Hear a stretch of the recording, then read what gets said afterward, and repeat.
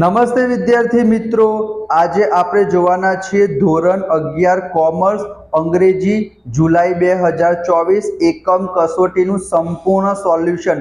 તમને બધા જ વિષયનું સંપૂર્ણ સોલ્યુશન મળી રહેશે.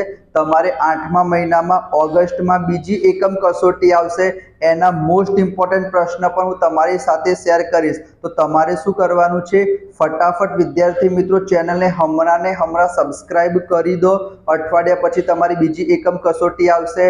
Account, state, eco, BA, English બધા જ વિષયના મોસ્ટ ઇમ્પોર્ટન્ટ પ્રશ્ન હું તમારી સાથે શેર કરીશ. તમને એની પીડીએફ પણ મળશે ફ્રી ઓફ કોસ્ટ. તો તમારે શું કરવાનું છે, ફટાફટ ચેનલને સબસ્ક્રાઇબ કરી દો. સેક્શન એ સૌથી પહેલા વિદ્યાર્થી મિત્રો ટ્રુ ફોલ્સ છે. તો 1 થી લઈને 10 ટ્રુ ફોલ્સ અહીંયા તમે જોઈ શકો છો વિદ્યાર્થી મિત્રો. એનો એક સ્ક્રીનશોટ હું તમને બતાવી દઈશ. તમારે શું કરવાનું છે, સ્ક્રીનશોટ વિદ્યાર્થી મિત્રો લઈ લેજો. 1 નંબરથી લઈને 10 નંબર સુધીના ટ્રુ ફોલ્સનો આન્સર શું આવશે, બરાબર. પહેલો જોઈ શકો છો, બીજો જોઈ શકો છો. 1 થી 10 તમને વિદ્યાર્થી મિત્રો મળી રહેશે. તો તમે સ્ક્રીનશોટ લઈ લેજો ટ્રુ ફોલ્સનો. એના પછી વિદ્યાર્થી મિત્રો અહીંયા તમે જોઈ શકો છો નિયરેસ્ટ મિનિંગ પૂછાય છે, એટલે કે સમાનાર્થી શબ્દ. તો એનો પણ હું એક ફોટો તમને સ્ક્રીન ઉપર દેખાઈ જશે જવાબનો. તો તમે સ્ક્રીનશોટ લઈ લેજો 1 નંબરથી લઈને 10 નંબર સુધી. જેમ કે 10 નંબરનું શું છે, એન્શિયન્ટ એટલે કે થાય બહુ જ જૂનું, જેને આપણે શું કહીશું, વેરી ઓલ્ડ કહીશું. એ બરાબર તમે સ્ક્રીનશોટ સૌથી પહેલા લઈ લેજો. તો તમે ટ્રુ ફોલ્સ જોઈ લીધા. એના પછી આપણે નિયરેસ્ટ મિનિંગ જોઈ લીધા. એના પછી અહીંયા વિદ્યાર્થી મિત્રો લેંગ્વેજ ફંક્શન છે, એ પણ તમારી પરીક્ષામાં 2 પૂછાશે. તો 1 નંબરથી લઈને 10 નંબર સુધીના જે લેંગ્વેજ ફંક્શન છે એનો પણ વિદ્યાર્થી મિત્રો ફોટો તમને મળી રહેશે, બરાબર.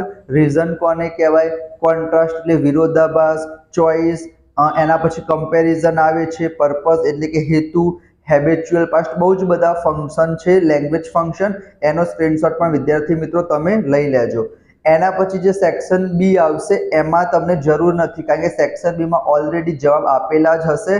તમારે શું કરવાનું છે, એનામાંથી જોઈને તમારે આન્સર લખવાનો છે. જેમ કે બીજા નંબરનો પ્રશ્ન શું છે, અહીંયા હું તમને બતાવું. તો બીજા નંબરનો પ્રશ્ન શું છે કે write the full form of AIIMS. એમ્સનું ફૂલ ફોર્મ શું થશે વિદ્યાર્થી મિત્રો, બસ. તો તમારે શું કરવાનું છે, એમ્સનું ફૂલ ફોર્મ લખવાનું છે. અહીંયા જો લખેલું છે all India institute of medical science. The full form of AIIMS is All India Institute of Medical Science. તો આ પ્રમાણે કોઈ પણ 3 પેરેગ્રાફ તમારી પરીક્ષામાં પૂછાશે. આન્સર ઉપર આપેલા જ હશે, તમારે જોઈને લખવાના હશે વિદ્યાર્થી મિત્રો. એ તો તમે બહુ ઇઝીલી કરી લેશો.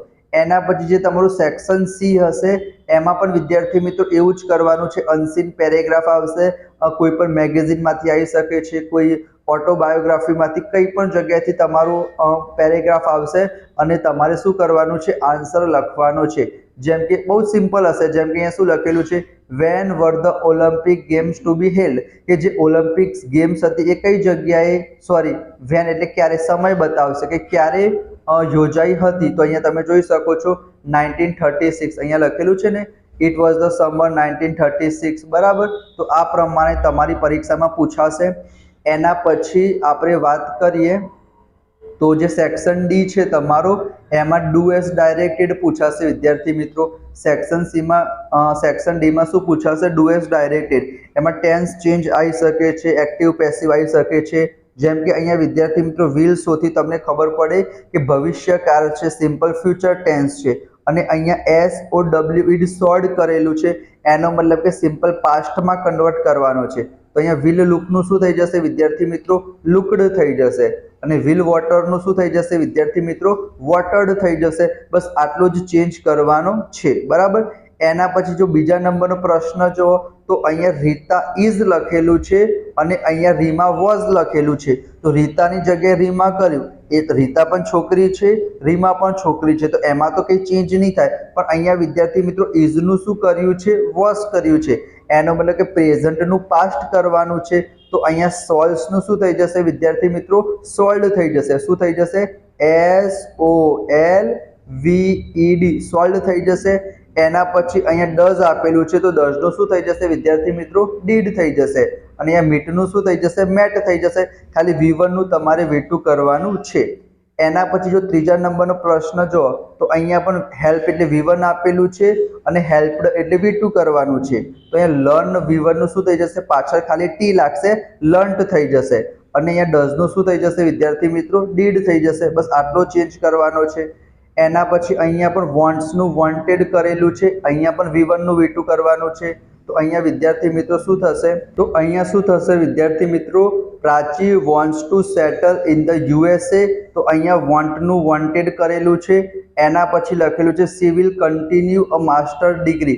તો અહીંયા વિલ જતું રહેશે અને કન્ટિન્યુના પાછળ ડી લાગશે, કન્ટિન્યુડ થઈ જશે, V2 થઈ જશે. બરાબર. અને લાઇક્સ નું શું થઈ જશે વિદ્યાર્થી મિત્રો, લાઇક્ડ થઈ જશે. બહુ જ ઇઝી છે, V1 નું V2 કરવાનું છે. અને છેલ્લું જોવા જઈએ વિદ્યાર્થી મિત્રો તો એક્ટિવ પેસિવ વોઇસ છે. ખબર કઈ રીતના પડે, અ સેવિંગ એકાઉન્ટ એ ઓબ્જેક્ટ હતું, તો એ સબ્જેક્ટ થઈ ગયું છે. સુમિત્રા પાછળ જશે તો શું થઈ જશે, બાય સુમિત્રા થઈ જશે. બરાબર. એના પછી લખ્યું છે C deposit 10,000 rupees last month. તો 10,000 રૂપીઝ આગળ આવશે વિદ્યાર્થી મિત્રો, લાસ્ટ મંથ એમના એમ રહેશે અને વોઝ ડિપોઝિટેડ બાય હર થઈ જશે. અહીંયા પણ વિદ્યાર્થી મિત્રો તમારે એવું જ કરવાનું છે, આ from her saving account otherwise એમના એમ રહેશે, મની આગળ આવતું રહેશે. મની વોઝ વિડ્રુડ બાય સીની જગ્યાએ હર થઈ જશે. બરાબર. આ પ્રમાણે તમારે ચેન્જ કરવાનો રહેશે. અને સેક્શન ઈમાં ઈમેલ પૂછાવાનો છે. તો તમે જોઈ શકો છો 6 ઈમેલ છે. એમાં તમને ફોર્મેટ ખબર હોય કે પહેલાં ફ્રોમ લખવાનું, પછી ટુ લખવાનું, પછી એક લાઈન છોડીને સબ્જેક્ટ લખવાનું, અને એના પછી તમારે જે કન્ટેન્ટ હશે એ લખી દેવાનું. રિપોર્ટ હશે તો તમારે પાસ્ટમાં લખવાનો છે. 3 રિપોર્ટ છે અને 3 ઈમેલ છે. બરાબર. Environmental day, international yoga day અને બસ સ્ટ્રોક એક્સિડન્ટ. અને ઈમેલ તમારે બેંકમાં લખવાનું છે, નવી પાસબુક ઇસ્યુ કરવા માટે, શૂઝ રિપ્લેસ કરવા માટે અને તમારું નામનો સ્પેલિંગ સાચો કરવા માટે. તો આ 3 રિપોર્ટ છે, 3 ઈમેલ છે, અને એના સિવાય બીજા બધા ઇમ્પોર્ટન્ટ ક્વેશ્ચન પણ મેં તમારી સાથે શેર કર્યા છે. તમારા માટે અલગથી પ્લેલિસ્ટ બનાવેલી છે. બીજી એકમ કસોટી માટે પણ આપણે લાઈવ ભણાવીશું, તમને ઇમ્પોર્ટન્ટ ક્વેશ્ચન શેર કરીશું બધા વિષયના. તો હમણાં જ વિદ્યાર્થી મિત્રો ચેનલને સબસ્ક્રાઈબ જરૂર કરજો. મળીશું નેક્સ્ટ વિડીયોમાં. ત્યાં સુધી જય Shri Krishna, Radhe Krishna. Thank you so much.